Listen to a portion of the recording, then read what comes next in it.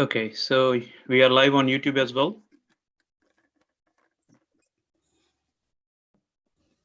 There will be delay of like 10 seconds. So you should see now already coming on YouTube.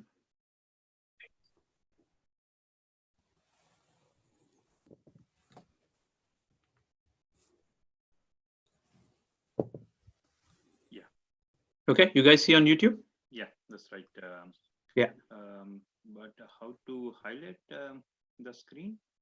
In YouTube, you can't do anything. Everything works from Zoom. So whatever is in Zoom, it will be highlighted in YouTube. So same thing will be projected in YouTube. Okay, sure.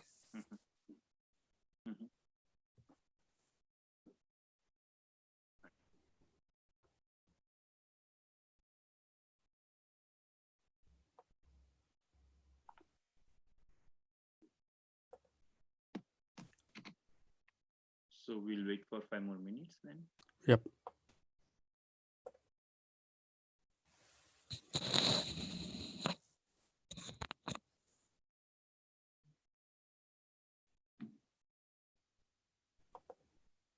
Ravi, can you change the spotlight, Ravi? Yes.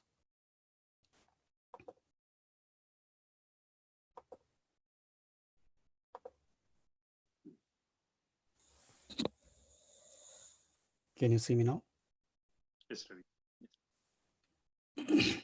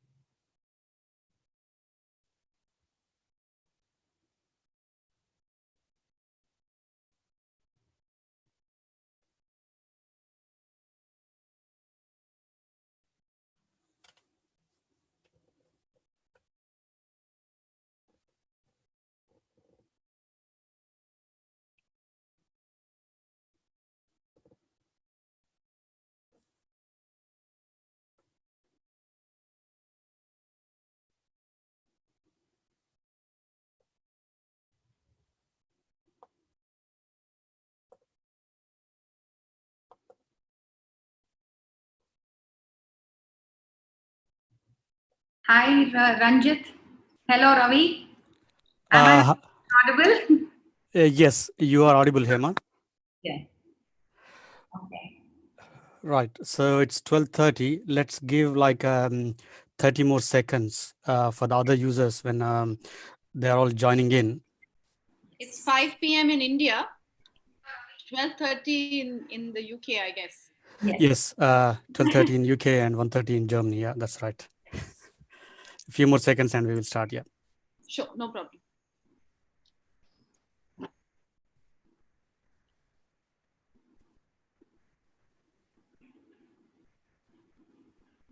Hello, good evening. Yes, now it. Yeah. Hope no one has technical issues like audio and video. So if you have Yes. issues, I think please leave a message in the chat window so that someone will look into your issue. So I will start. So welcome to this session on lessons learned on COVID-19. So I am your moderator. My name is Ravi Kiran. I am the co-founder and director for Tudubuddy. This session is brought to you by Tudubuddy Limited and Learn to Lead. Today we have 4 speakers on the panel. So about the Tudubuddy, this is a online platform which is working with the schools and parents in assessing and finding the learning difficulties and finding the gaps and then helping them. This is an AI-based platform and available from www.tudubuddy.com. So Tudubuddy do conduct weekly championships to compete across the globe. It happens every Sunday evening, 7:30 p.m. India time. Of course, it reflects to all the other time zones. And Tudubuddy has presence in UAE, India, and UK. They just started stepping into Germany as well. That's about Tudubuddy. So as I said, we have panel has 4 people today. So the first speaker is Dilip Kumar, who is a principal in Meghalaya for CMCL Vidya Bharati. And the next speaker we have is Hema Surapaneni, who is a principal for Epistemo Global School. She is based in Hyderabad. And third speaker we have today is Miss Gurleen Khokhar, who is based in Chandigarh.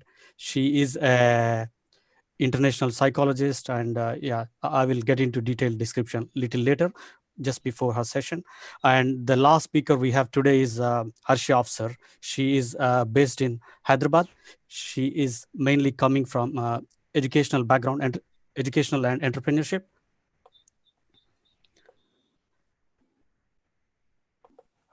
Am I audible? Yes, you are. Okay, perfect. Loud and clear. Good. So, Dilip, are you there? Yes, I am. Perfect. Let me introduce about Dilip. So Dilip has basically been born and brought up in Bokaro Steel City. He has a master's degree in education and also an MPhil degree. He started teaching in 1991. He worked in Assam Valley School and the Lawrence School.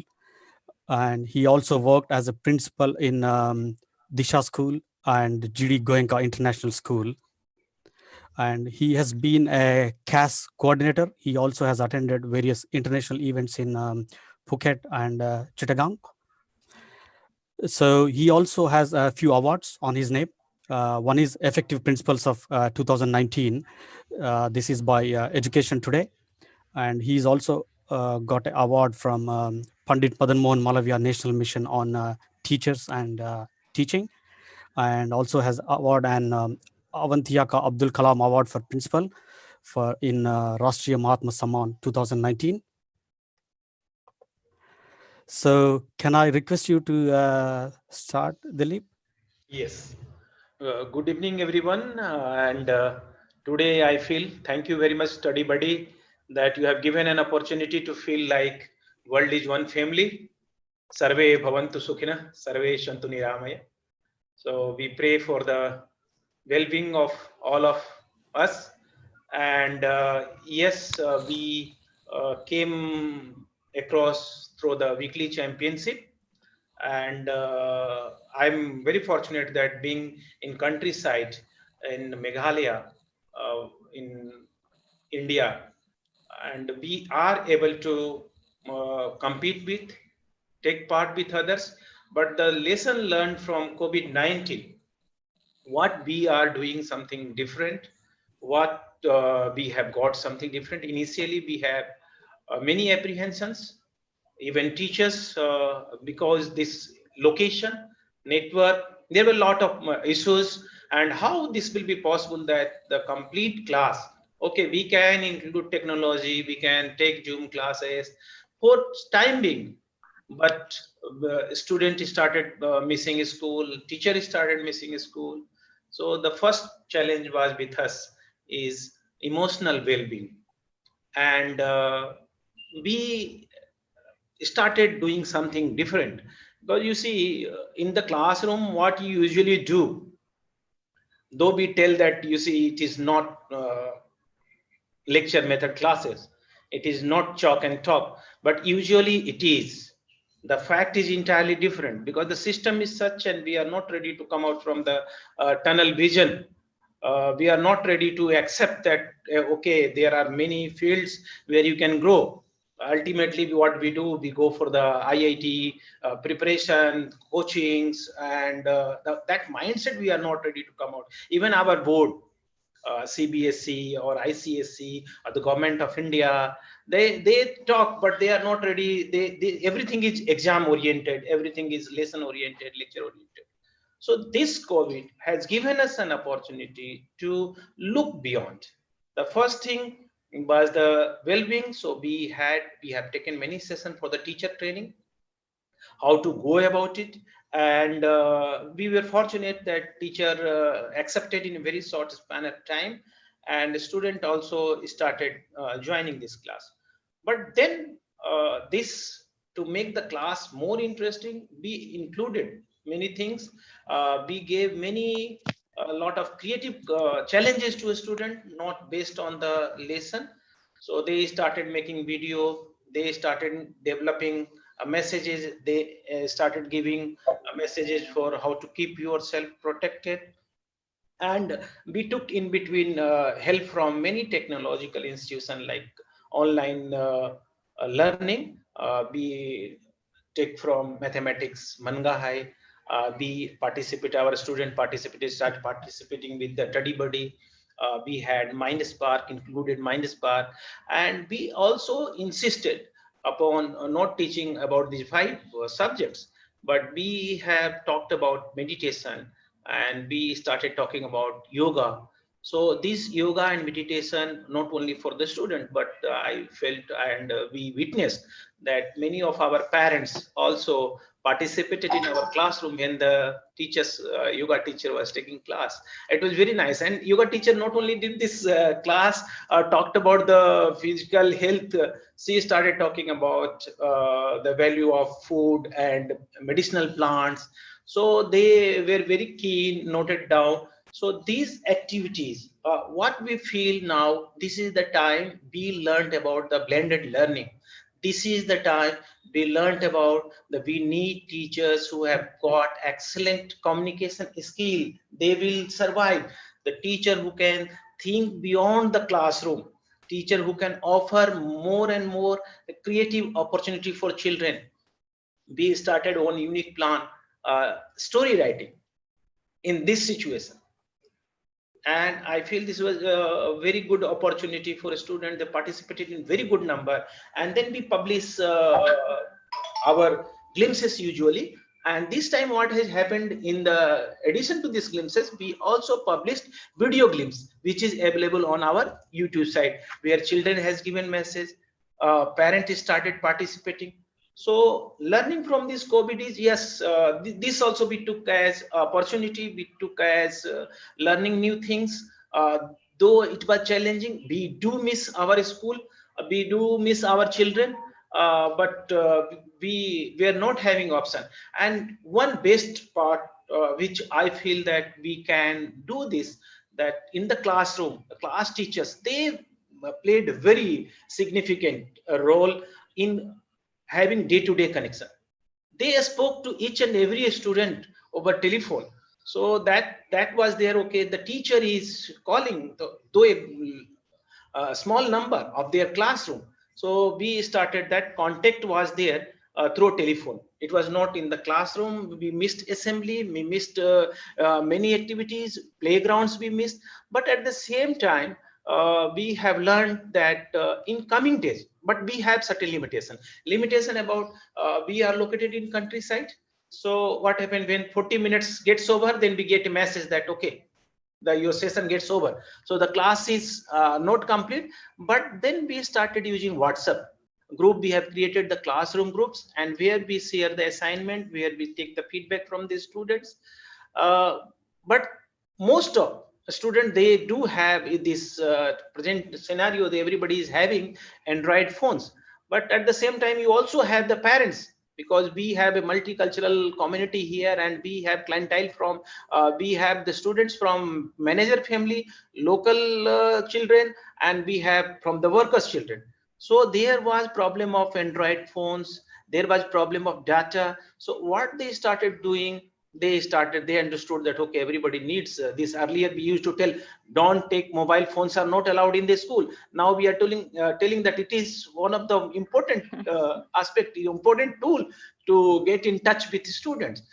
So this mobile phone became. But I think in coming days, what we will have to do, or the government at higher level, because this ultimately education is a state subject, and government will have to include a team, Google Meet, and all Zoom application as resources, and will have to provide in wider scale, whether it is a private school or it is a government school or a public school. So government will have to adopt this, and this will become so. If lockdown is over and everything becomes normal, which we hope so, by maintaining a good life, or life with a spiritual life, and doing yoga and doing meditation, and thinking about helping each other, so things will become normal. But one thing will be there, which we have learned from this, that okay, if in coming days also, in a week at least, if we are calling a student on alternative days, or we are dividing, making student section, we are having less number of a student due to the distance they have to maintain. So what will happen, that 3 days we will have that Google Meet or Zoom classes or online classes. So technology now will become, it will increase from 25 to 50%, not 100%. 100% I don't think so. The teacher role will be there. So we have a lot of learning, we have a lot of obstacles, but I'm very fortunate, I'm very thankful to my team, teachers, and Star Cement management, that they are ready to support. And we are also ready to support those parents. But we are still betting that let us come back, let us go back to the school, and take safety measures, take precautions, and hope things will be normal very soon. And do something creative, do something beyond knowledge and understanding, because knowledge sharing, all these things are available everywhere. So we have to look for the teachers who all are having out of the box thinking, who believe in activities, who give challenges, who participate, and who all are ready and caring teachers, and sincere about the well-being of teachers and all whole school community. And that life is also become now less materialistic. Our expenses has come down, nowhere to go outside, not to purchase much, not to visit. So yes, this also has happened.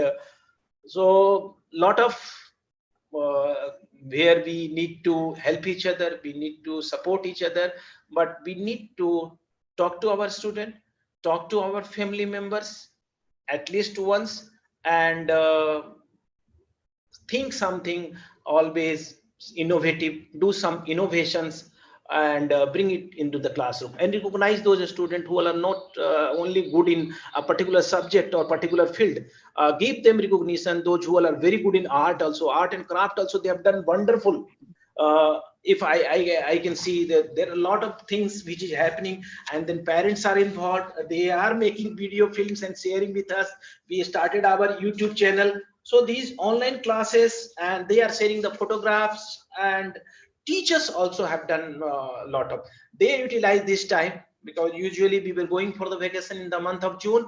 So teachers started attending many online classes, and I'm very much thankful to many institution has come up and offered the courses during this time, and they learned how to be online teacher using different software, Microsoft Excel. They are very good program. Many webinars they have attended. They are also learning and sharing with us. So this learning and sharing has become very useful this time, and many institution has come up with many plan. And we also had some of the session beyond this for the student. I told you that we had yoga session, we had some activities, we have given challenges for writing stories and creating their art and craft work. But we had in collaboration with the Fortis Hospital, we have one of the top most leading doctor and psychologist who taken session for the students and the parents. So, and we are also working, so we got a little bit more time, it is not less. And thank you very much for hearing me, listening me with patience, and I would love to hear from you. Thanks a lot. Thank you. Thanks a lot, Mr. Dilip. So it was very insightful and really thoughtful. I think, there's a lot of creativity and how you're doing the things, a lot of positive to take from these uncertain situations. Yeah, I think I would like to give an example from my side that my daughter is most excited only one time in a week, which is Thursday afternoon, because she has a Zoom session with her class teacher. So all the children come and they're so excited about that. And she Yes. really waits for her next week, Yes, So, yes. so I mean, it's unfortunate. I think you really touched upon a lot of positives about cutting down the expenses, and really nice.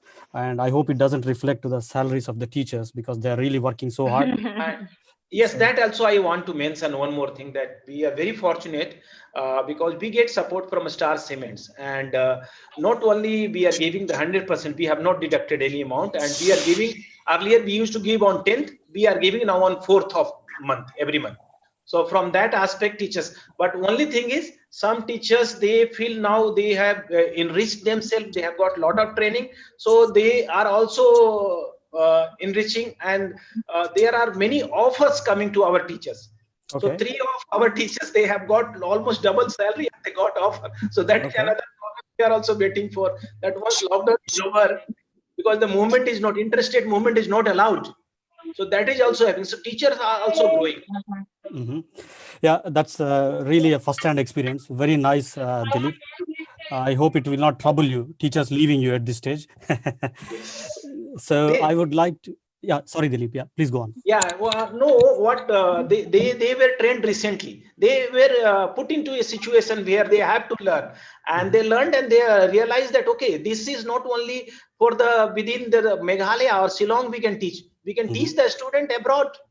Okay. We can take classes now. So this, so they know there now this power of technology also, that we are in touch with the people from abroad and everywhere. We are all together here. Yep. So we wish each other all good wishes and health, and they should be safe, they should be healthy, happy. So Yep. this is wishes from everyone. Thanks a lot, Dilip, for all your thoughts and what is going on the ground. So I would like to move to Miss Hema now. Let me introduce. Miss Hema has been a passionate educator for last 28 plus years in teaching, consulting, and advisory roles. She has basically established 3 schools from the ground in Hyderabad. She has been very popular in Hyderabad circle and education industry there. And she also has traveled to few countries and shared her experiences in countries like China, Japan, Australia, and USA. And she also is certified in child safety and safeguarding them. And she also have a few awards. I mean, she has been recognized for her work. She has been one of the highly effective and top 100 principals in India for the year of 2018. And she also have a few leadership awards in education and management by Progressive Academic Excellence. And she also has been recognized as one of the top 25 leaders in the education sector. So that's about Ms. Hema. So now I would like to handing over to Hema. Thank you so much, Ravi. That was a very kind introduction. I should say I really enjoyed listening to Mr. Dilip, and I really felt we are not alone in this. That was very comforting, I should say. Thank you so much, Dilip, for your insights. And coming to this COVID, it has really turned all our lives upside down and thrown us out of our comfort zones. In fact, when there was an announcement by the government that the schools have to shut down, and it came as a very cold shock for all of us as to how to go about with our classes, lessons, schools. And this was the question that was unanswered. And immediately there's another government directive that came saying that you have to start off your online classes. That was like, being shaken up from coma. Mind you, not sleep, but coma. And we were literally thrown into 6 feet deep water. Either we struggle and surface to the top, or we drown and perish. So it was a do or die situation. And the teachers were so comfortable taking the classes, managing 25 to 30 students with all kinds of skills in corporation, like differential teachings and coming to transdisciplinary integration, scientific learning, active learning, inquiry-based learning. They're so comfortable doing all the innovative stuff in the classroom.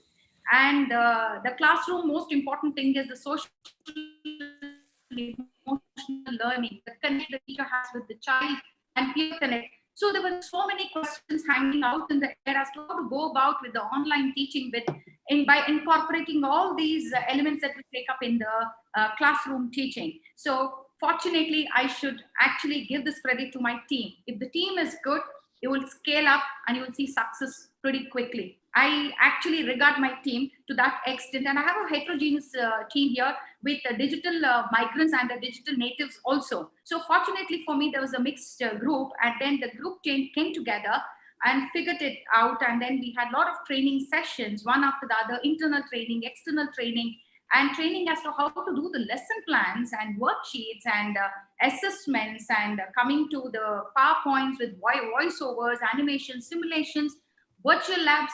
How do we do all that? So there's a lot of training that went into, and we never saw any Sundays, Easters, and Good Fridays, no holidays. It was just a continuous session. We left our family behind, hardly gave any time. 16 to 18 hours we were stuck on training sessions, I should say. So as I told you, I have high regard for my team of teachers who really made it possible. And finally, we had tried and tested various modules. So the teachers created various modules. So we had to see which module is going to work. We had to test various platforms, teaching tools, and also hanging out spaces. Finally, we narrowed down to Google Classrooms. So once the Google Classrooms were created, the teachers actually in their own subject groups were trying to test and teach each other and train each other and share their experiences, success, failures, and we were jotting down all our success and failures, so that once before we start taking it to our children, we wanted to make sure we are right on our path. And meanwhile, I was networking with principals, just not in Hyderabad, but in India and abroad. And abroad in different countries, I understood that there is a lot of flexibility in what kind of platforms or tools that you use. So that gave us the confidence, yes, we are not alone in this. Everybody is trying out different modules, and you have to pick the module that suits to your school community and your school ecosystem. So when we finalize on the modules, and we also have to see the challenges from the teacher side, parents, and the students, because we are all new in this journey. So once it was finalized, I started giving orientation sessions to the parents of every grade, and students and parents put together. So my teachers were trained, and my parents were having all the clarity, and the students. So we prepared the 3 teams of all the 4 stakeholders, and finally the teams are prepared, but the challenges were there. There were a lot of challenges. I will just come to the challenges, but I had to start the online classes. That is when I started developing cold feet. Now I'm sharing this. If some of my team members are here, my teachers are here, they will listen to me. So I also developed a lot of cold feet. I had to motivate myself. because it gives me sleepless nights whether I'm doing the right thing, because there is no precedence to what we are doing. So am I doing the right thing? Ahamsmi yodha, ahamsmi yodha. This is what I am, a warrior, I'm a fighter. I would keep motivating myself, and I set the best foot forward and moved on. And when it started, as I told you, we have challenges, the availability of the devices for the students, then the increased screening time, then parental monitoring system that has to be in place. Most of my parents are both working here, and connectivity or the Wi-Fi or the internet access, cyber safety. There are too many challenges that we had to take it into consideration. So we have worked on this, resolved, and gave solutions to all these problems, and we narrowed down and made 2 different modules for 2 different age groups. For grade 1 to 7, we adopted one module, and 8 to 10, we adopted another module, because you cannot have the same kind of formula, fixed formula for all age groups. So grade 1 to 7, we were actually posting the self-explanatory lessons, teaching notes, worksheets, PowerPoints with voiceovers, and we were posting it for the parent to actually sit and help the child navigate around the Google Classroom. And parent is always there next or in and around, giving guidance to the child, because these children are too young to handle the internet, and sometimes they get lost on the internet highway, which is more dangerous. So it is very important to have a parent around. So that flexibility of time is what we had given by posting the lessons and recorded videos, so that as and when the parent is free, he would sit and then they would do the lessons. But as and when the child actually gets a doubt, there is a chat bot where actually the child posts all the doubts, and the teacher actually within 24 hours is clarifying the doubts. And the most important thing, we miss out on the physical online classes from the physical learning, and emotional component.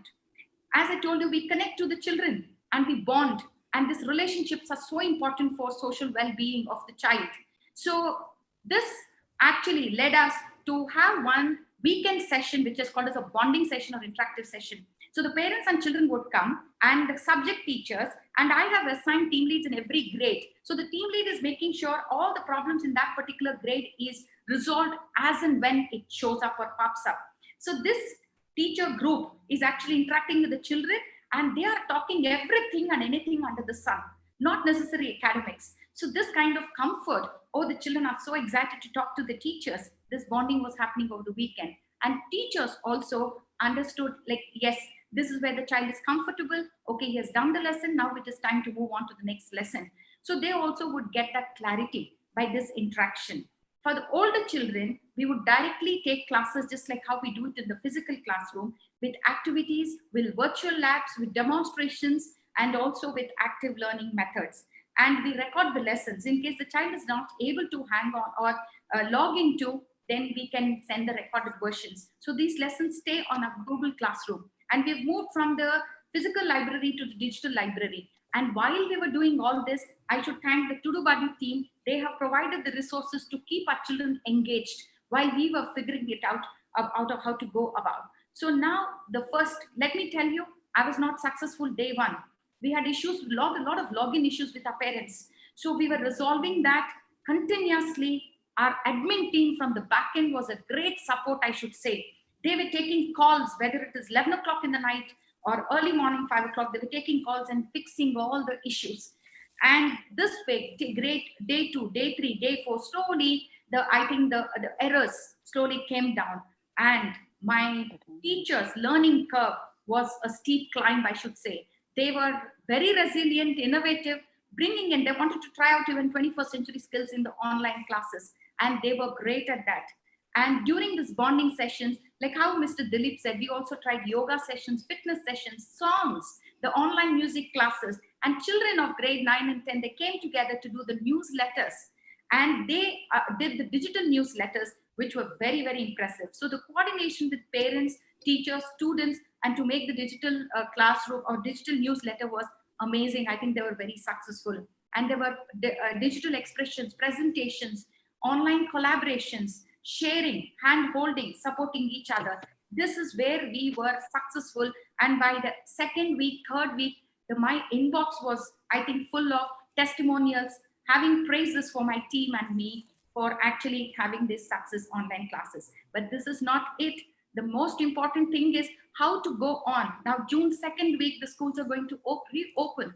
How are we going to prepare ourselves to receive our children? That is another challenge we have. Our challenge is not yet done. We're just done with the online class. How do we go back to our physical class? It is not the same. We're not going back to the same school with the same infrastructure or same procedures. We have to start with the standard operating procedures, have systems in place. We have to redo all our procedures, and our language will change, our manners, mannerisms, attitudes, attributes, and attire, everything is going to change, including the curriculum shift. And probably we have to do away with some team activities, and we have to adopt some skill-based or the activities that involves distancing. So there's so much of restructuring, reorganizing we have to do. And I would like to take an analogy or an illustration from the nature. When the caterpillar actually moves and turns into a butterfly, there is a mid-stage, intermittent stage called the cocoon stage. We all have a feeling that it's a very inactive, dormant, silent stage. It's not so. There is so much reorganization, restructuring, remodeling, remaking, and discarding of the unwanted traits and characters, and doing away without the ones which are not needed, and acquiring new characters, new features, and new traits. And it is evolving, and then it emerges out into a beautiful butterfly to fit into this vibrant world. I think we all are going through this stage. Before, it was a carefree pre-COVID stage, and now is the cocoon stage. And now we have to move into the next stage as a COVID, handling stage or whatever with the physical learning. It is very important we have to go through this cocoon stage, which is the lockdown.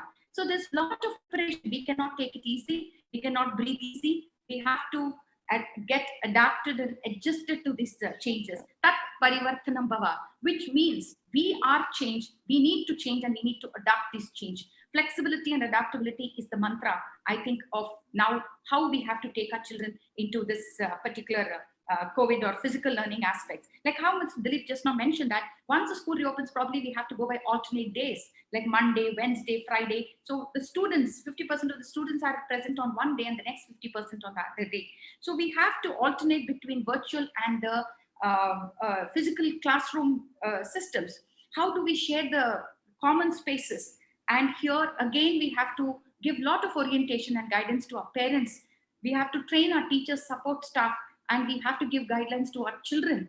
And we all have to, all stakeholders, to be on the same page so we understand what has to be done. And it has to be a continuous process. Training has to go on and on and on until it becomes a habit and a second nature. And all the stakeholders feels it is a very safe and comfortable place for us to carry on with our physical classes or taking the physical classes. So we have to arrive at that stage, because we really, our future is very bleak and bizarre. We don't know when, how things are going to happen. And then with the government directives, we don't know what announcements we have to face, and then quickly act on our 2 feet and get into it. But I see a lot of positives in this situation. The parents are totally involved. Earlier, the parent would question, what is happening to the learning status of my child? That question is no more popped at us. He's totally involved, he knows, and he starts respecting the teachers who are putting in a great effort in their child's learning. And at this point, I can see the children who are not motivated enough to turn into their lessons or turn in their homework have become very accountable, very methodical, and they have the work habits very well developed. They become responsible. And we have developed a log sheet wherein the child has to enter on a daily basis and get the signature of the parent. So the parent is totally involved, and the parent has high regards and respect for the teachers now. I think that is a very good, positive sign that I see. And most important, we are falling behind when it comes to assessments. In India, examination is something which we cannot do away with. And the first question that comes is, what are we doing with our examination? So I think that we have to take or depend on artificial intelligence, and the softwares are available now. We have to take this artificial intelligence in actually streamlining the lot of administrative work that teachers do. It also helps in assessment. It will help in assessing and measuring the strengths and weaknesses of the children.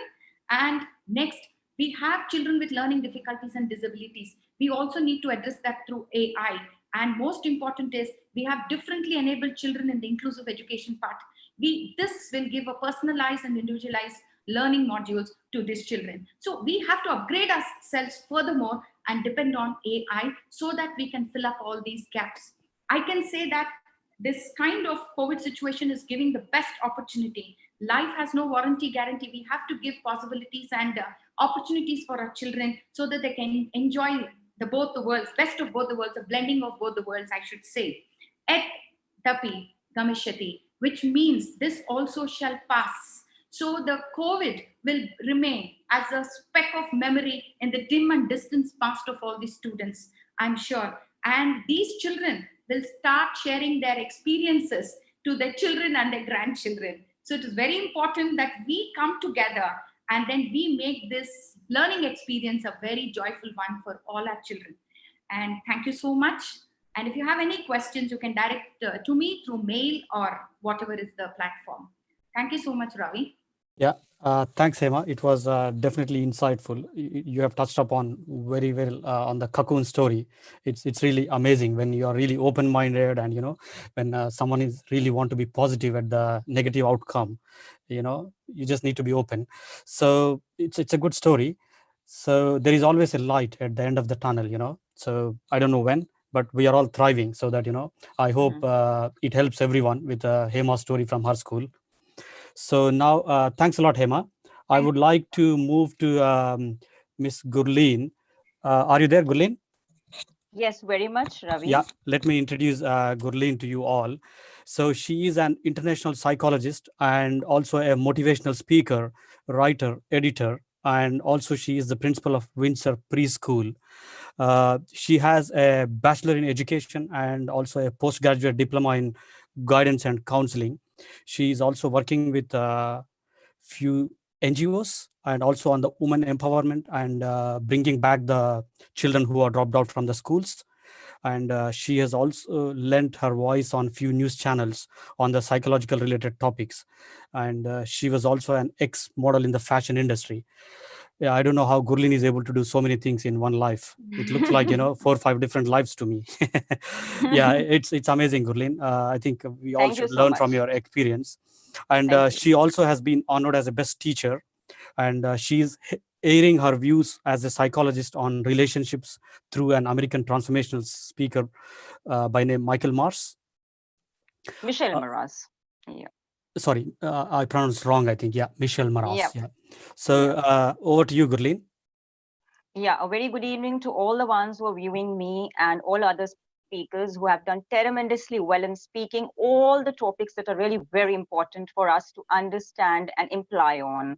I think the best way to live during this COVID is to realize that the importance of human beings in our lives is really very important. Forgetting the education sector, talking about the topics that are needing a lot of light usually is even more talked during this time. So the structure of schooling and learning, including teaching and assessment methodologies, was the first to be affected by these closures. And I'm very sure only a handful of the private schools could adopt the online teaching methods.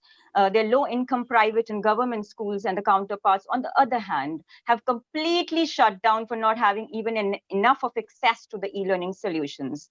The students, in addition to the missed opportunities for learning, no longer have even access to the healthy meals during this time and are subject to economic and social stress. The pandemic definitely has significantly disrupted the higher education sector as well, which is a critical determinant of a country's economic future. A large number of Indian students, second only to China, enroll in universities abroad, especially in the countries worst affected by the pandemic, the United States, the United Kingdom, Australia, and China.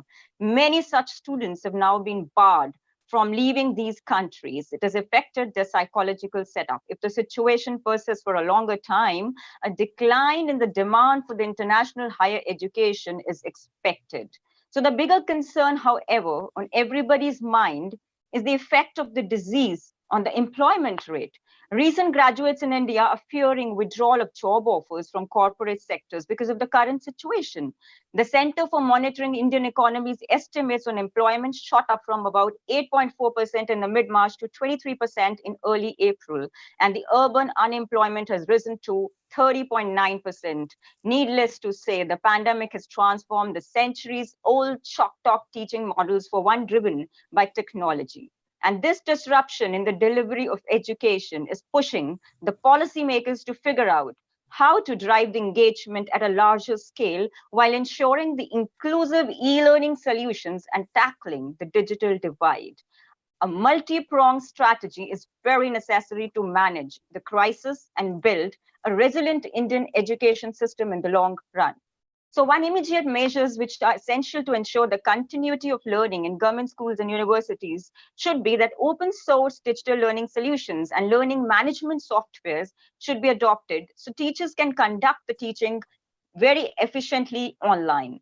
The Diksha platform with reach across all states in India can be actually strengthened to ensure the accessibility of learning to all the students.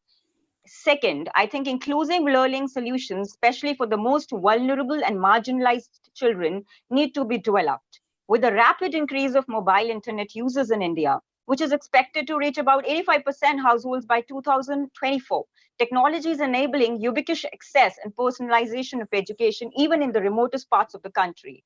This can change the schooling systems and increase the effectiveness of learning and teaching, giving students and teachers multiple options to choose from. Many aspirational districts have initiated innovative mobile-based learning models for effective delivery of education, which can be adopted by others. Third, the strategies are required to prepare the higher education sector for the evolving demand and supply trends across the globe, particularly those related to the global mobility of students and faculty and improving the quality of and demand for the higher studies in India. Further, immediate measures are required to mitigate the effects of the pandemic on job offers, intern programs, and research projects. I think fourth, it's very important to reconsider the current delivery and pedagogical methods in the school and the higher education by seamlessly integrating the classroom learning with e-learning modes to build a unified learning system. The major challenge in the EdTech reforms at the national level is the present situation is very important. I believe it's further important to establish quality assurance mechanisms and quality benchmark for online learning developed platforms. And many e-learning players offer multiple courses on the same subjects with different levels of certifications, methodology, and assessment parameters. So the quality of courses may differ across different e-learning platforms, but I think the assurance is needed, the authentication is needed. Five, I think the Indian traditional knowledge is well known across the globe, I think, which was not touched by any of the speakers, for its scientific innovations and values and benefits to develop the sustainable technologies and medicines. The courses on the Indian traditional knowledge systems in the fields of yoga, Indian medicines, architecture, hydraulics, ethnobotany, metallurgy, and I think agriculture should be integrated with the present day mainstream university education to serve the larger cause of humanity. Well, I believe in this time of crisis, a well-rounded and effective educational practice is what's needed for the capacity building of young minds. It will develop skills that will drive the employability, productivity, health, well-being in the decades to come. And I believe that it will ensure the overall progress of India. And I truly feel, there are a few lines written by me as a psychologist, I truly feel when you have passion for something, whether it's teaching, whether it's any field of work, which Ravi mentioned, that how do I do all this? I think I have one word for it. If you have the willpower, the courage and passion to do anything during any time period, you will be able to overcome any challenge. जुनून होना चाहिए, शिक्षा का अधिकार सबको है. एक कदम और एक सोच होनी चाहिए, उसका एक इरादा बदल सकता है इस तकदीर को. I believe that every child has a unique potential to thrive in this industry, where everyone has the right to express their own thoughts through their mindset, and psychological well-being is utmost important of a child to develop into a great human being. And I hope that I make my nation proud and my parents proud. I belong to a defense background, and I feel that my father has taught me certain values, including my mother, who's from Africa, but an Indian. I believe that we need to integrate different cultures, and irrespective of the difference of opinions, we should, as a team, work together. So Without the team and without the people standing by me, I think my initiative of Windsor Preschool and Daycare stands to the ground. I believe we as a team, including Tudubuddy team, which has even effectively brought us all together on this platform to share our opinions, our thoughts on the education system, is really, really terrific. And I believe that this is just a beginning. It is never an end to anything. After a story is finished, there's another story coming over. And this is a beautiful chapter of COVID-19, which will remain very close to many people in knowing that relationship needs to be valued, whether it's a parent-child relationship, whether it's a husband-wife relationship, or be it anything. No life should be taken for granted. And how much have we valued lives is actually been implemented during this time period. So I believe that my opinions have actually affected many souls who are watching us live. And if they need to connect to me, they can connect to Ravi or Ranjit, the team of Tudubuddy, or they can just drop in at my email, gurleenkhokhar@gmail.com, any query they feel they are having nightmares on. And I believe keep working hard, never give up in life, have confidence, which is utmost importance to live a better life. Whether the children are stressing on the degrees and the percentages, I believe this was a beautiful time period to realize what true potential actually means. It's not in the degrees anymore. It's in the all-round development of the talents, which are not seen by parents sometimes. And now it's even more evident in the kids. And I thank everyone who has shared their opinion on this show. I believe that we all are together, and I hope that I have many new things to learn from many more educationists. So Jai Hind. Thank you, Gurleen. It was very informative, and so many different topics you have touched upon. One thing really struck me so much was potential in every kid. That is really every kid is unique and amazing, and I'm sure people who are watching must be trying their way best to. Yeah, those who are not speaking, can you please go on mute? So thanks a lot for your time, Gurleen, on these important topics. My honor. So now I would like to switch to Arshiya, who is based in Hyderabad. Let me just introduce her. She is a co-founder for Learn to Lead Private Limited, and she was also founder in Iris Florets and Shakalya Academy. She was also former director for Bachpan Schools and Academic Heights Public School, and she is also a founder and director in Artha Creative Service, and she has various titles. Honestly, I mean, she is a territory head for Telangana ECA, and she also have accreditations. She has been the education entrepreneur for 2015, and she is also a businesswoman for the year of 2017. To me, Arshiya looks more like a serial entrepreneur. So I hand over to you, Arshiya. Thank you so much, Ravi. I'd also like to thank Ranjit, who is the behind the scenes force right now, and the entire team of Tudubuddy for giving me this opportunity to share space with such an illustrious panel. I've listened to them for the last almost more than 30 minutes, I think almost 45 minutes. And I'm supremely grateful for you guys to give me this honor to be on this panel right now. For example, for Dilip, when he started with concentrating on social emotional well-being, I honestly love that. That was also part of something I was going to touch upon. And Hema, I am not going to forget the term where you used be a warrior. As a leader, I think that is the best thing to look up to for the rest of your team. You are a warrior for them. And the way that you have listed down everything that you're doing for your own school, you do sound like one. So kudos to you for that. And Gurleen, what can I say? I mean, absolutely fantastic. You have touched upon a lot of other topics as well, whether it was unemployment and it was, the other crisis that the world is facing right now. And I'm really, really thankful and grateful that you did touch upon these as well, though most of us have concentrated on the educational aspect. For me, basically, March 2020 will forever be known as it will forever be known as the month where the education community came to a complete standstill. The doors were closed. With over 185 countries closed down, 90% of the world's students were out of school and university. So the problem here was the speed of these closures and the rapid move to distance learning has allowed basically very little time for planning for a proper education strategy. So what I'm going to do is I'm going to list down the challenges in very short and simple terms and tell you the learnings that we've got from these challenges. So challenge number 1 was a school's sustainability came into question. Now, I know the esteemed panelists, they do come from, schools that have been able to manage what they have been able to manage, but there are many around the country. In fact, the most percentage of them where they haven't been able to do this. So the first challenge was that the type of education that we were imparting now needed remodeling. The modern education now seemed to fall pale in front of the strong Indian traditional education systems, which, by the way, before the Britishers came to us, we were the leaders in that. After they came and went, we all are still following the same line. Ek aage, uske piche, ek, uske piche, ek, uske piche. Ek. You take the first right turn and your class comes. But because our teacher told us we need to go straight, take a U-turn, take a left, and then right, we do that still. But these guys, they went back and now all of them are talking about the Gurukuls and our system of learning. So that will be the first challenge that we have faced. The second one is, what will the future look like? With limited resources, the liability, the risks involved. When I'm talking about this, I'm talking about, of course, the financial aspect. Now, the learnings from this has made all schools basically reorganize their priorities in terms of income expenditure.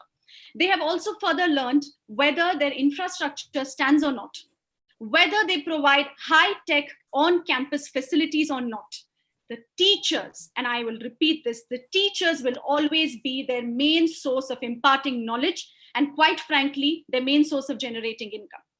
Here, they have realized that investment in training their teachers, keeping them up to date with the latest education trends, is going to be now the new essential for schools.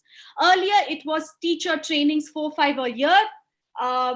May, June, in fact, just the first 2 weeks would be this crux of teacher trainings happening. It's not going to be that anymore. It's going to completely change. These amazing teachers are themselves realizing that from, like I mentioned, from those modern educational techniques, we're moving towards the beautiful Indian learnings. Our Gurukuls will now become the examples for the rest of the world, and we will remember this phase as testimony to that. The next challenge I'm going to touch upon is distance learning is impersonal. There is very limited exchange of positive energy during online classes.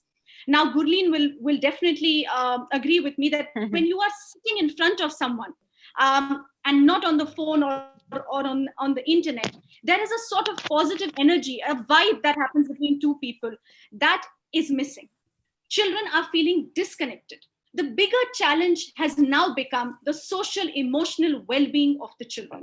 The absence of even the physical materials and tools for teaching has affected the quality of the education that is being imparted. Now, the learnings from these that I've quoted, the wonderful blended learning that everybody is talking about, now is being tried, tested, and increasingly used.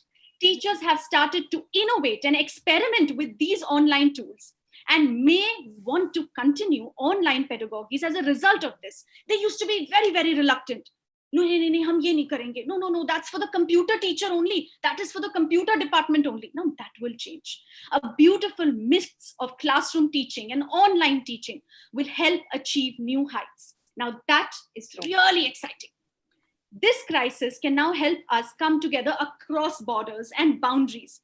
We need to take this as an opportunity for the education sector to unite, forge connections across countries and continents, and truly share what works in a global way. I don't think prior to this crisis, we've been able to do this completely and wholeheartedly. We will miss a big opportunity if we don't try this now. A major concentration is now being paid to the mind wellness of a child, staff, and families as such, through yoga, meditation, music, and dance. I, in fact, had a storytelling session in Srinagar with children from Kashmir between the age group of 3 to 5. They were dancing, I was jumping, and they were jumping. It was a fantastic experience. Now, this laid down the foundation for the next 15 minutes of my storytelling, because their mind and their body was now ready for me. So adding a personal touch by talking to each and every child will go a long way, a long, long way. So one teacher, 20 children, 30 children, 40 children, no difficult task. Now, the next challenge. Educators are overwhelmed and unsupported to do their jobs well. This is what the whole COVID thing started as. The lack of time to prepare has left them not completely equipped with the necessary skills and material to do so. Now, the learnings from this are the quality online teaching and learning materials are better than before. They're better curated and they're now being widely used. The already wealth of knowledge available online is seeing a bigger increase in quality and innovative content to be used for distance teaching. Fantastic sessions are being held. I myself have been part of many webinars, which are providing great opportunity to educators to sit at home, learn new skills and better their existing skills. Now, this is definitely a learning and a wonderful opportunity.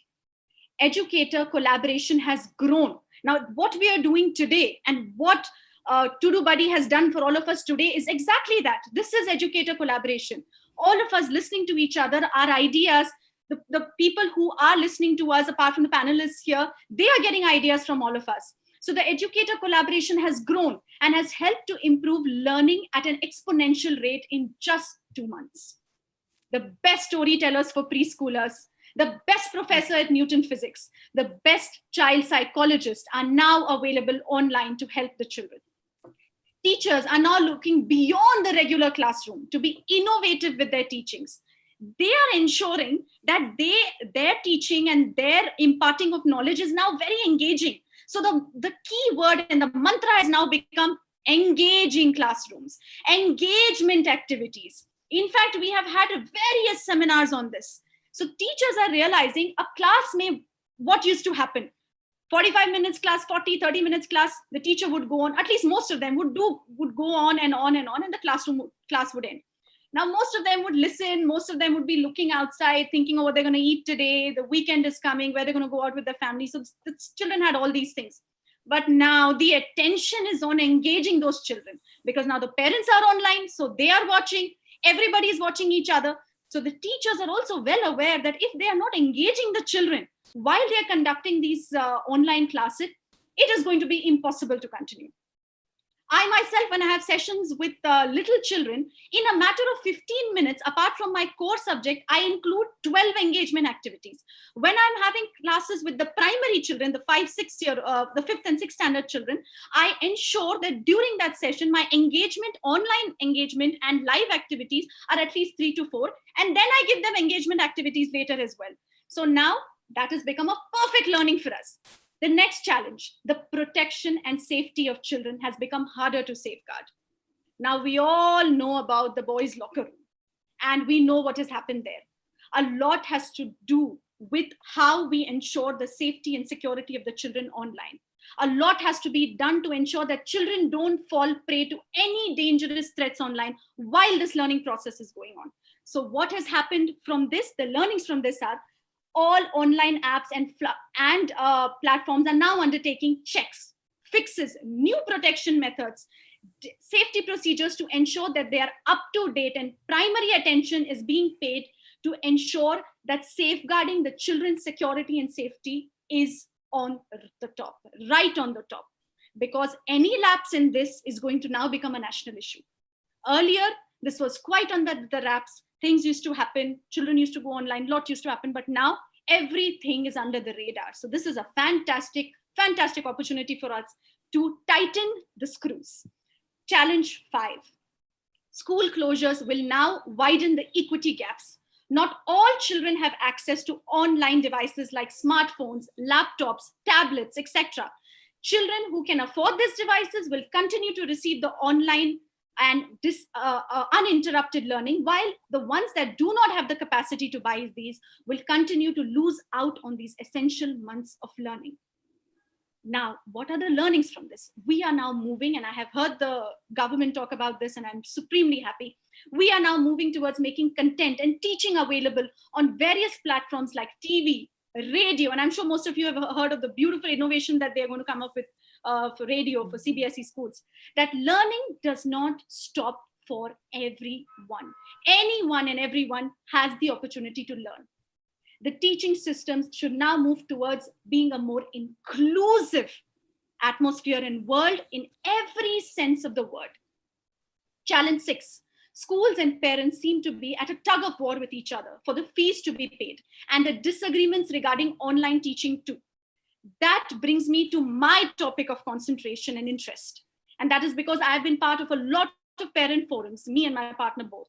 The solution for most school problems quoted above, everything that we have talked about, lies with a strong parent-school collaboration.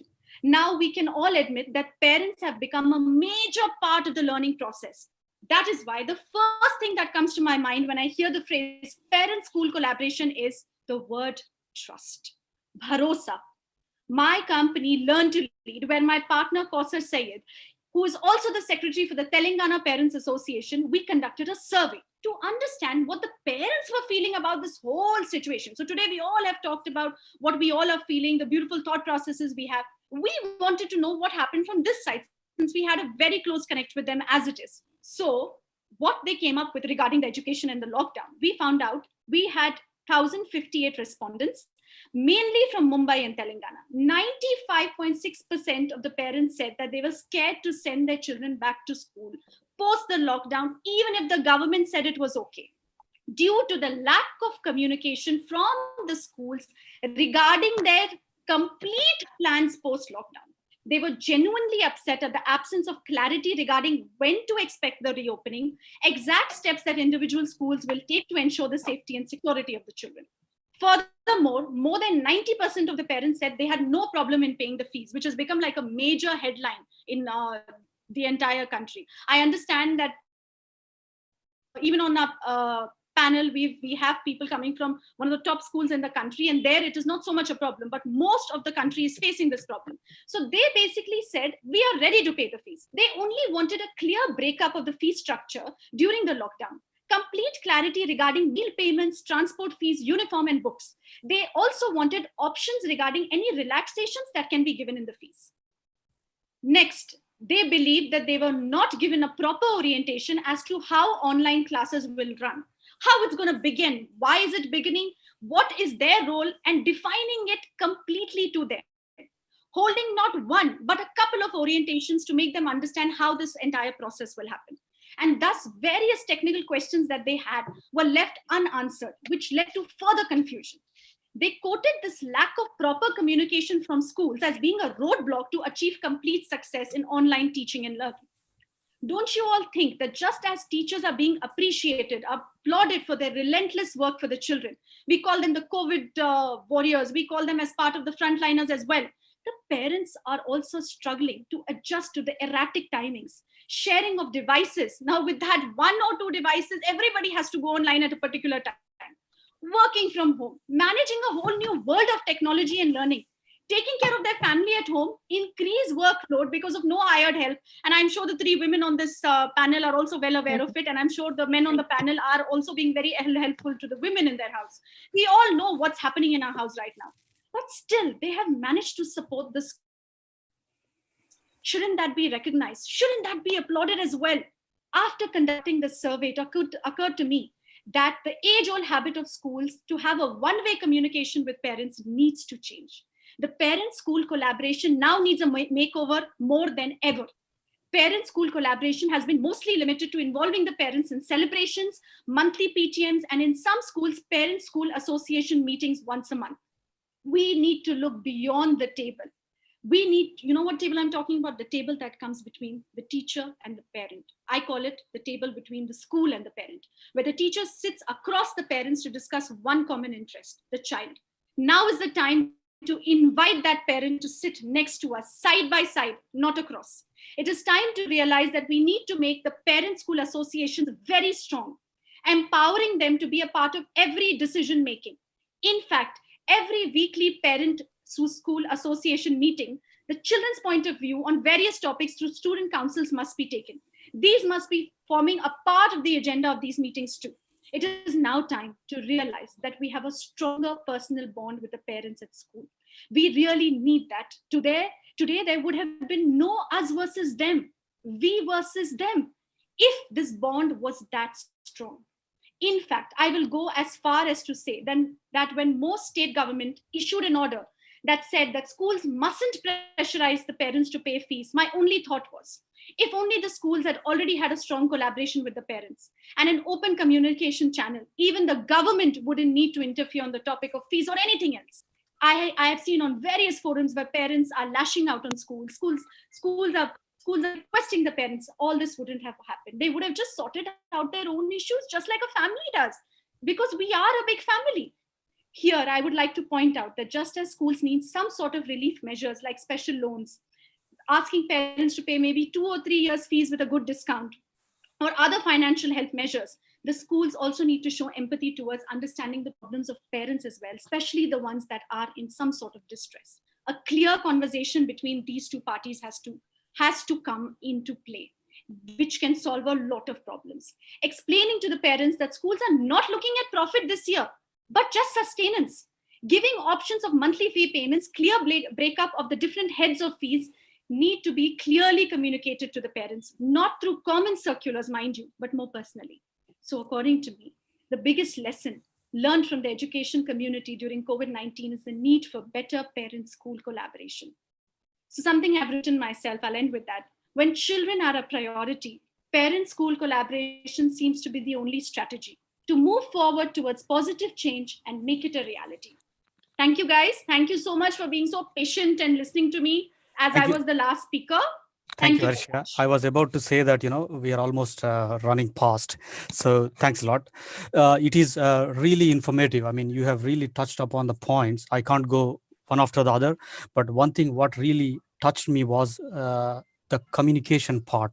When things are really uncertain, it's very natural that an event happened, and there are always positive outcomes and the negative outcomes, and there are people standing on this side and some people are standing on the other side, and definitely communication will surely help many part of the story. It could be stakeholders, it could be principals, teachers, students, and that's quite a good point, Arshiya, you have made up on.